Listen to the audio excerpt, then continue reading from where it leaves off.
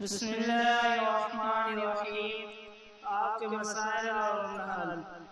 800 سال امریکہ اسلام کی دعوت اور رسول اللہ صلی اللہ علیہ وسلم اور صحابہ کرام رضی اللہ تعالیٰ علیہم اجمعین، تابعین تبع تابعین، صوفیہ کرام رحمۃ اللہ علیہم کے بصیرت سے کیسے بچا رہا؟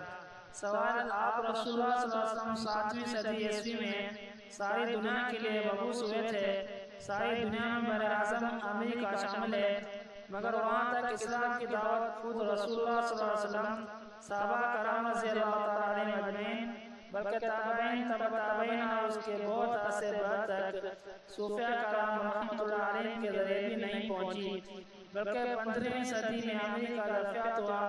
7ویں صدی عیسوی سے 15ویں عیسوی صدی تک 800 سال امریکہ مکمل جہالت کی تاریکی میں ڈوبا رہا۔ امریکہ کے قدیم باشندے جنہیں ریڈ انڈین کا نام دیا گیا، وہ مظاہر پرست رہے۔ وہ حضرت نوح علیہ السلام کی کسی بیٹے کی اولاد ہیں، جیسا کہ ایشیائی اقوام کو سام کی، افریقی اقوام کو حام کی اور یورپی اقوام کو یافس کی اولاد تسلیم کیا گیا ہے۔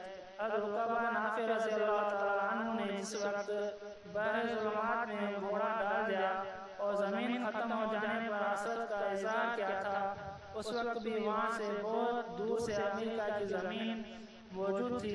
سوال یہ ہے کہ حضور اکرم صلی اللہ علیہ وسلم کی نظر اور صحابہ کرام رضی اللہ تعالیٰ علیہم اجمعین اور صوفیہ عظام رحمۃ اللہ علیہم کے بصیرت سے کیسے بچا رہا؟ جواب: جب معلوم دنیا میں امریکہ کا وجود ہی کسی کو معلوم نہ تھا تو وہاں دعوت پہنچانے کا بھی کوئی مکلف نہیں تھا۔